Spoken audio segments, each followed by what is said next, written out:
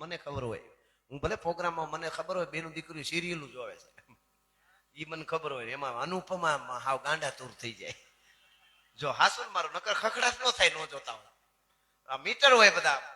હા એ કે તમે હારા વાર્તા હું બે બાળકોને કહેજો. હારા અનુપમા જરાય દુઃખી નથી, તમે ખોટા દુઃખી થાવ છો.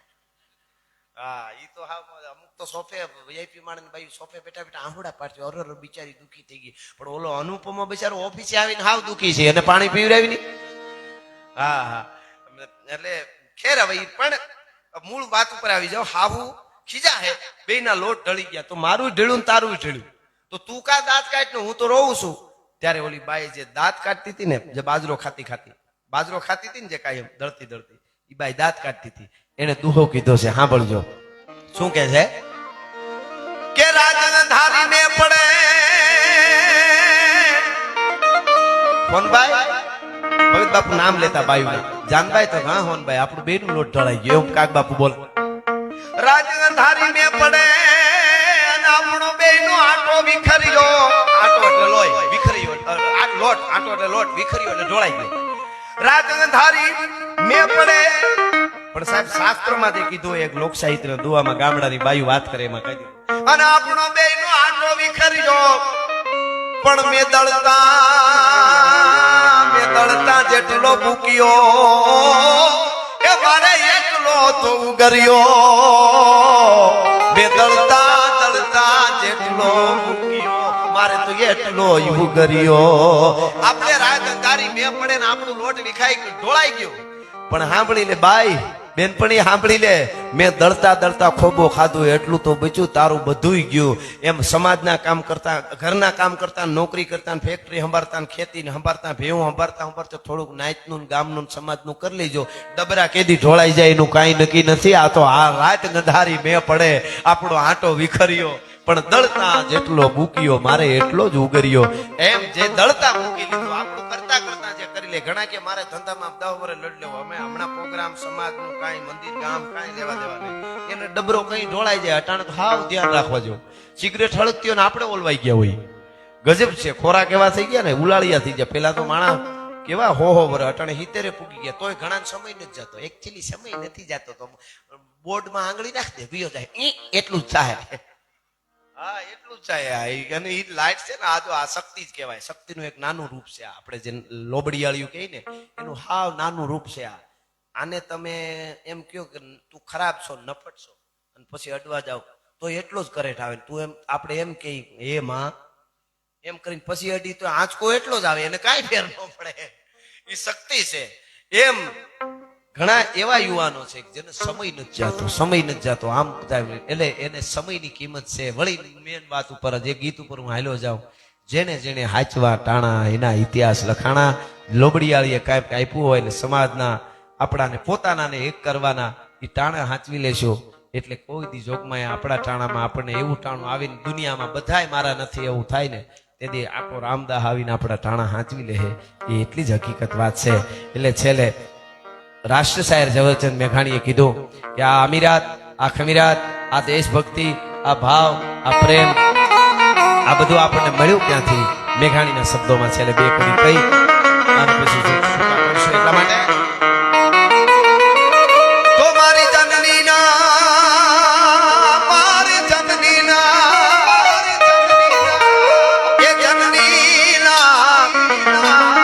હવે જનનીના હૈયામાં પોટનતા પીધો કસુંબીનો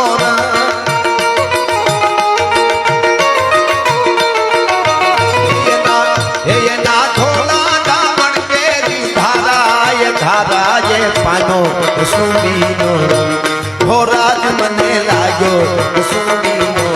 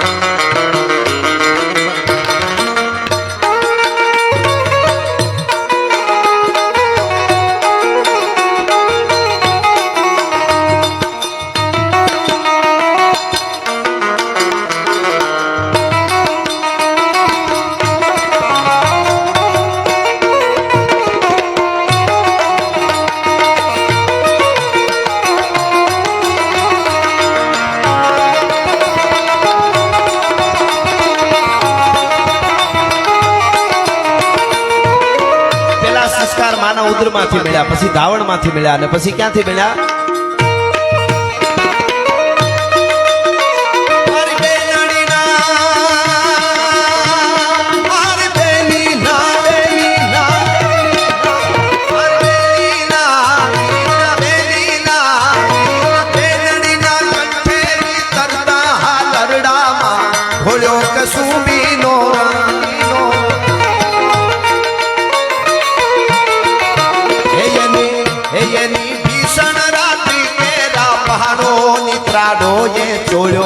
સુંદીનો હો રાજ મને લાગ્યો સુંદીનો.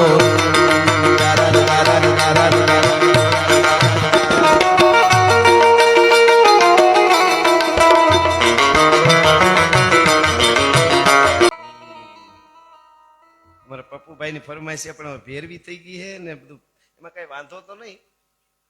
હરિયાળી ગીર ગાઈ નાખો, એક કડીને એક મુખડું ગાઈ નાખો.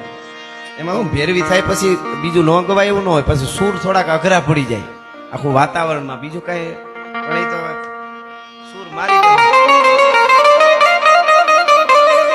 સંગીત નો અભ્યાસ હોય ને એમને ખબર પડે માથામાં હબાકો આવે આ ઓલો નથી આવે.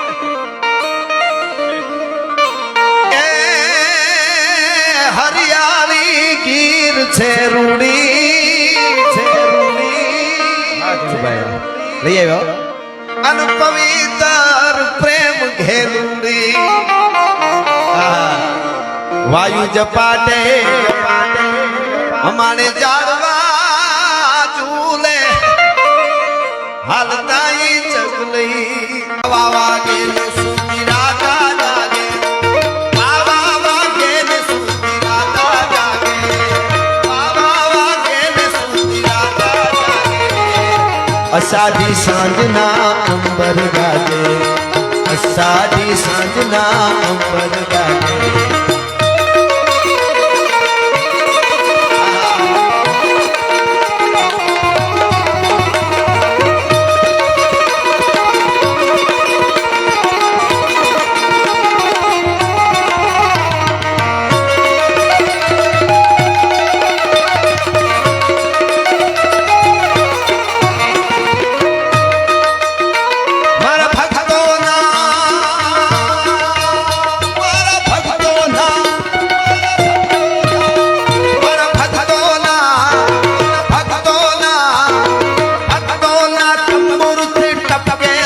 મસ્તી પર